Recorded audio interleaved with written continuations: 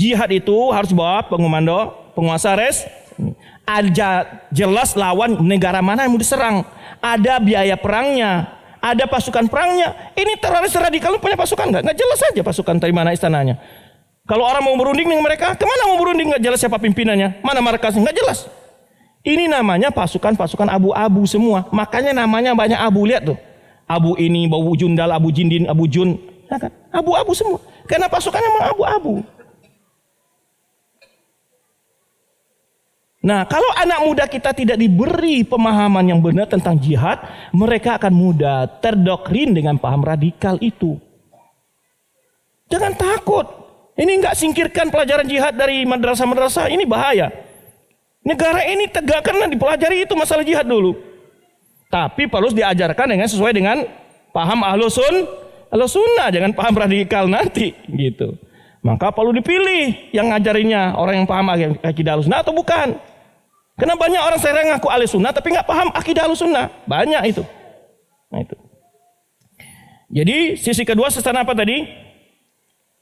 Salah memahami tentang masalah kode etik jihad. Masa mau bom di mall, yang mati kadang muslim, nggak ada orang kafir mati. Apa tujuannya? Dan tidak setiap orang kafir boleh dibunuh. Orang kafir itu terbagi 3 atau 4. Kafir zimmi. Siapa tuh kafir zimmi? Orang kafir yang hidup di luar Islam sebagai penduduk asli. Kafir mu'ahad. Apa itu kafir mu'ahad? Kafir yang negara kita dengan negara dia ada perjanjian bilateral. Itu namanya mu'ahad. Jadi kedutaan Amerika yang di Indonesia, Perancis itu nggak boleh diganggu. Ini kafir mu'ahad. Ada lagi kafir musta'man namanya. Kafir musta'man adalah orang kafir yang tidak, negara kita tidak punya perjanjian bilateral, tidak hubungan politik, ya. Tapi dia datang ke Indonesia atas diberi keamanan oleh teman yang ada di Indonesia, teman bisnisnya, teman apanya lah. Itu musta'man. Ini ketiga-tiga ini haram dibunuh. Nggak boleh dibunuh. Man qatala zimmiyan lam yara raihatal jannah. Orang yang membunuh kafir zimmi atau mu'ahad atau musta'man tidak mencium bau surga. Gini gak boleh itu. Yang keempat baru kafir harbi, kafir yang boleh diperangi. Kafir yang boleh diperangi bukan ketentuan kita sendiri boleh diperangi, ketentuan penguasa resmi. Seperti negara kita umpamanya kita sedang berperang dengan negara A, gitu. Bukan prediksi kelompok tertentu. Ini kafir harbi tidak kafir harbinya. Nah itu kalau tidak beraja, Wak, mudah masuk paham radikal itu. Taib. Di antara kesesatan mereka lagi adalah menentang penguasa. Penguasa pasti banyak punya salah itu. Karenanya manusia, pastilah. Penguasa itu memang empuk itu untuk berbuat salah itu empuk. Apalagi makan harta negara. Itu sudah wajar. Maka Rasulullah SAW menyebutkan. Akan datang pemimpin-pemimpin yang mereka itu banyak makan harta negara. Lalu apa yang harus Rasulullah menyebutkan? Isma'u wa ati'u, tetap taat dan patuh. Oh kalau begitu kita diam tak ada kemungkaran Ustaz? Enggak. Ada solusi dalam agama kita bagaimana mensati penguasa. Kita boleh taat kepada penguasa dalam perkara yang sesuai dengan aturan agama kita. Jika ada aturan-aturan tidak sesuai dengan aturan agama kita, kita tidak taati, tapi juga bukan berarti dijadikan alasan untuk membangkang, mendemonstrasi, memberontak. Itu bukan alasan. Contoh saja, dicontohkan dalam Al-Quran. Orang tua kita dalam surah Al-Luqman, kalau seandainya orang tua kita kafir, wa in jahadaka an tusyrika bima laysa laka bihi fala tuti'huma wa sahibhuma fid dunya ma'rufa. Musyrik dia, suruh kita musyrik, mau enggak? Boleh enggak? Enggak boleh. Tapi kata Allah wa sahibhuma fid dunya ma'rufa, tapi gauli orang tua kamu tetap berbuat baik kepada orang tua mereka.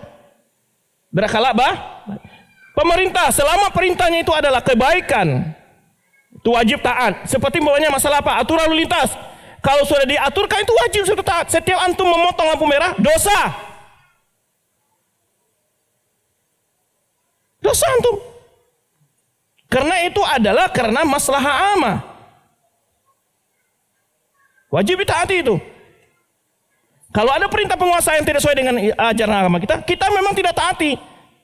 Tapi bukan berarti kita boleh membangkang dan menyerang ataupun mengadakan kudeta. Kenapa? Karena melawan penguasa itu adalah bahayanya sangat besar. Akan rusaknya keamanan. Kalau keamanan sudah rusak, semua lini kehidupan kita akan hancur. Pendidikan nggak bisa jalan, ekonomi akan hancur, semuanya hancur. Maka oleh sebab itu Islam menyebutkan Dalam banyak sabda Rasulullah SAW menyatakan, bagaimana Rasulullah SAW, saya pilih saja hadisnya yang sangat ekstrim gitu ya. Yang menyebutkan bagaimana seorang akan datang nanti penguasa-penguasa. Kata Rasulullah SAW, satakuna asaratun wa umum tengkirunaha. Kata Rasulullah, akan datang nanti pemimpin-pemimpin yang mereka itu lebih memakan harta negara. Asaratun itu pemimpin yang lebih tamak dengan harta negara, tidak memikirkan kesejahteraan rakyatnya. Wa umur tungkirunaha, dan banyak masalah-masalah yang kalian ingkari. Ingkari bukan maksud syahwat kita, diingkari sesuai dengan aturan agama. Apa kata sahabat ketika ditanya, bagaimana solusinya Rasulullah? Adul haqq alladhi alaikum wassallallahu alladhi lakum. Tunaikan kewajiban kalian kepada penguasa dan mohon hak kalian kepada Allah. Bahkan dalam hadis lain Rasulullah SAW menyebutkan wa in duribah dhahru wa akhadha maluk, atau wa darabah dhahrak wa akhadha malak. Sampai penguasa itu memukulmu dan mengambil hartamu, Rasulullah tetap menyuruh kita untuk taat. Bayangkan tuh.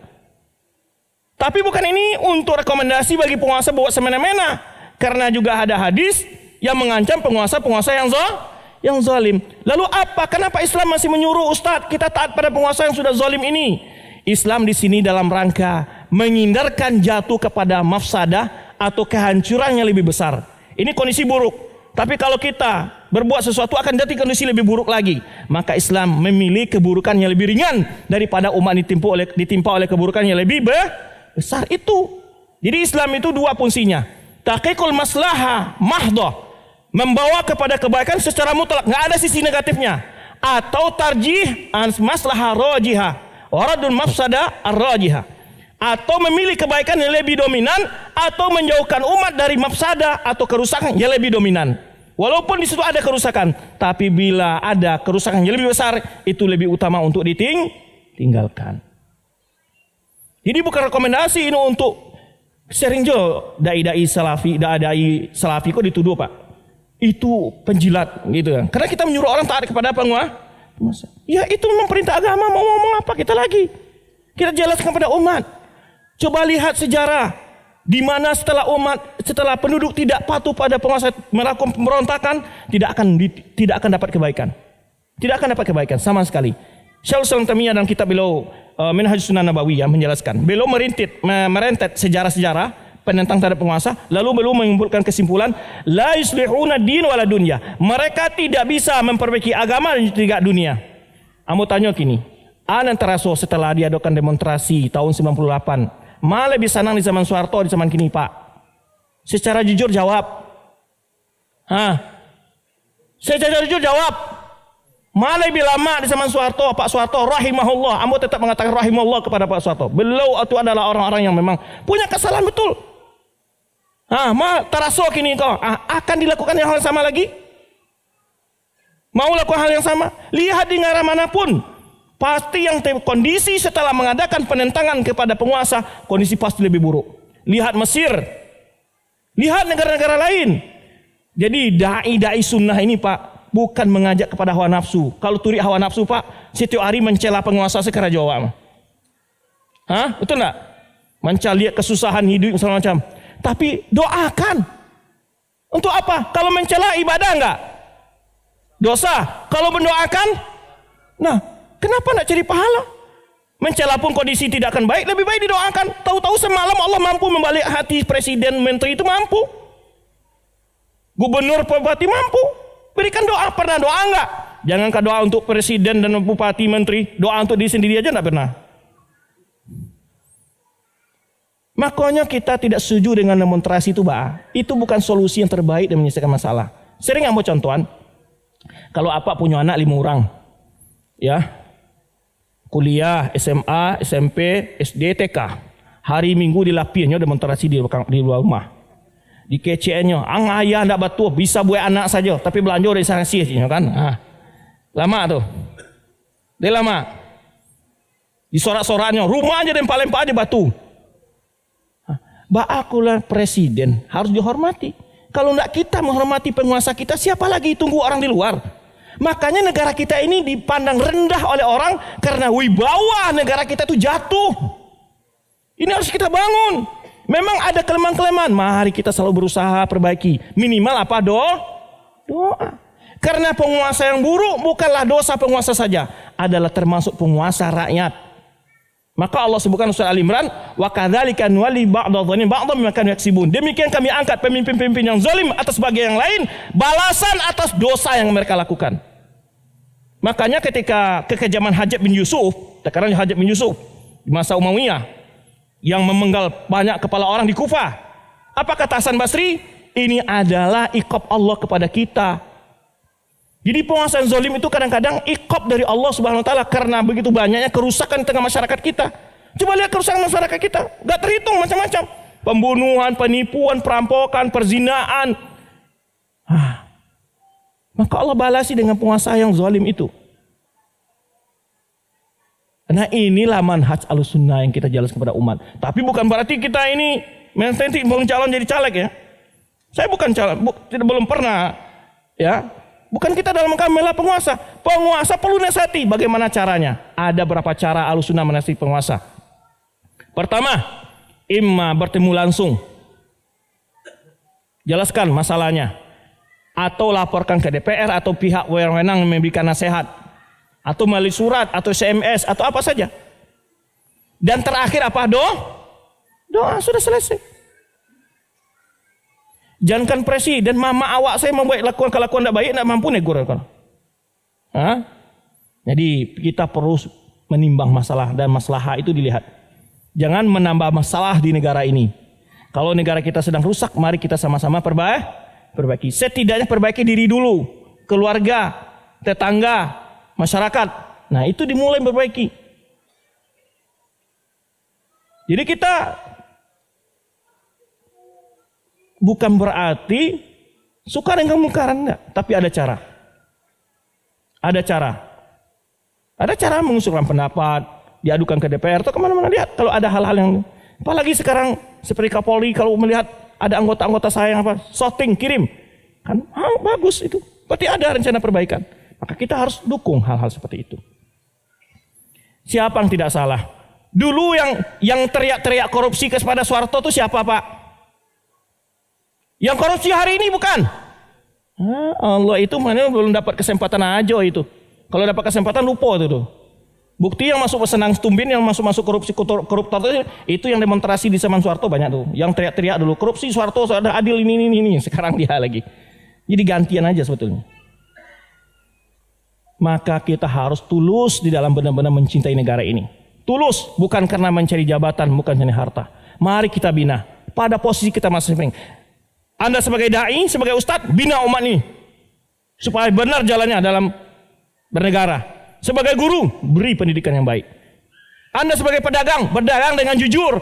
Konda bakso dicampur aja di pengawet macam-macam. Tiba jual lado beko ditumbuk oleh ikut apa kalian tuh di bawah. Ibu sebetulnya acok lo korupsi kadang-kadang jual lado tuh. Jadi nanti cari itu. Jadi perbaiki. Mari kita sama memperbaiki negara ini. Guru apapun posisi kita, tolong laksanakan dengan amanah dan jujur. Itu aja intinya sebetulnya. Ya, nggak perlu kita cari muka. Kadang-kadang orang-orang menggerakkan massa itu karena ada maunya. Ya, tahun depan misalnya calon jadi presiden lah, atau jadi menteri lah, atau apalah. Nah itu nasihat ndak ikhlas namanya. Jujur aja kita sampaikan, perbaiki umat ini dengan jujur sudah. Itulah orang-orang yang ingin kebaikan untuk bangsa negara ini. Kita ingin, siapa yang tidak ingin bangsa kita ini bangga kita kalau negara kita ini baik bagus. Ya, maka jangan dikatakan itu anti KRI, orang-orang berjenggot anti KRI. Saya katakan orang anti yang dituduh itu adalah orang tidak benar menuduh itu. Karena kita punya, baca tulisan saya yang sebutkan tadi, pandangan politik Ahlussunnah terhadap penguasa. Itu saya kupas dalil-dalil Al-Quran dan Sunnah tentang wajibnya taat kepada penguasa dan haramnya melakukan pemberontakan dan perlawanan. Dan bagaimana penguasa yang zalim, itu bukan saya bela saja penguasa. Di akhir pembahasan saya jelaskan juga penguasa yang zalim. Di dalam hadis sebutkan orang yang mengurus salah satu urusan umatku kata Rasulullah SAW, kemudian tidak berjuang dengan sebenar-benarnya untuk memberikan kebaikan untuk umat ini, tidak akan masuk surga bersama umatku. Itu ancaman penguasa yang zalim itu. Banyak ayat-ayat ancaman bagi orang yang zalim itu. Jadi bukan arti kita membela penguasa, tidak. Tapi bagaimana kita memperbaiki kondisi yang ada ini.